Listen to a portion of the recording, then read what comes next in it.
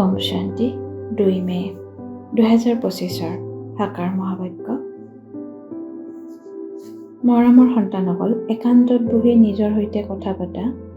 মই অবিনাশী আত্মা পিতাৰ পৰা শুনো, এইটো অভ্যাস কৰা।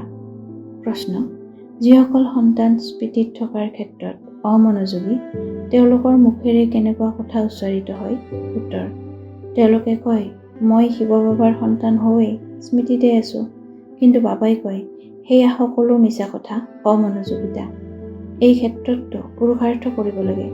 ৰাতিপুৱা উঠি নিজক আত্মা বুলি বুজি বহি যাব লাগে, বাৰ্তালাপ কৰিব লাগে। আত্মাইহে বাৰ্তালাপ কৰে। এতিয়া তোমালোক দেহী অভিমানী হোৱা।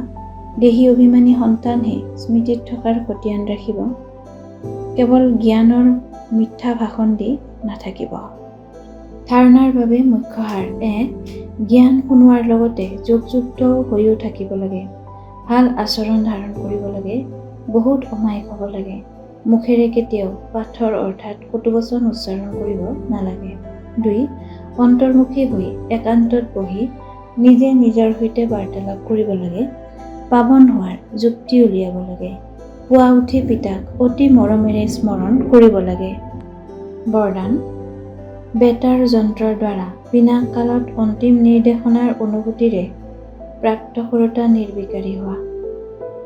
বিনাশৰ সময়ত অন্তিম নিৰ্দেশনা অনুভূতিৰে প্ৰাপ্ত কৰিবলৈ নিৰ্বিকাৰী বুদ্ধিৰ প্ৰয়োজন।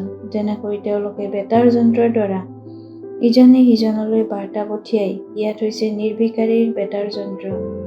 এই বেতাৰ যন্ত্ৰৰ দ্বাৰা তোমালোকে বাৰ্তা শুনিবা যে এই সুৰক্ষিত স্থানলৈ গুচি যোৱা। যিসকল সন্তান পিতাৰ স্মৃতিত থাকোঁতা নিৰ্বিকাৰী, যাৰ অশৰীৰী হোৱাৰ অভ্যাস আছে, তেওঁলোক বিনাশত বিনাশ নহ'ব, কিন্তু স্ব-ইচ্ছাৰে শৰীৰ ত্যাগ কৰিব। শ্লোগান: যুৱক কাষৰীয়া কৰি কৰ্মত ব্যস্ত হৈ যোৱা, এয়াও অমনোযোগিতা। আত্মিক অভিজাত্য আৰু পবিত্ৰতাৰ ব্যক্তিত্ব ধাৰণ কৰিবলৈ আজিৰ অব্যক্ত সংকেত। পবিত্ৰতাৰ অভিজাত্য অৰ্থাৎ একব্ৰতা হোৱা। একমাত্ৰ বাবা, অন্য কোনো নাই। এই ব্ৰাহ্মণ জীৱনত সম্পূৰ্ণ পাৱন হ'বলৈ একব্ৰতাৰ পাঠ দৃঢ় কৰি লোৱা। বৃত্তিত শুভভাৱনা শুভকামনা থাকক।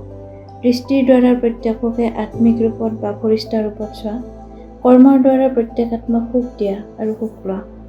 কোনোবাই দুখ দিয়ক, গালি পাৰক, অপমান কৰক, তেতিয়াও তোমালোকে সহনশীল দেৱী, সহনশীল দেৱ হৈ যোৱা।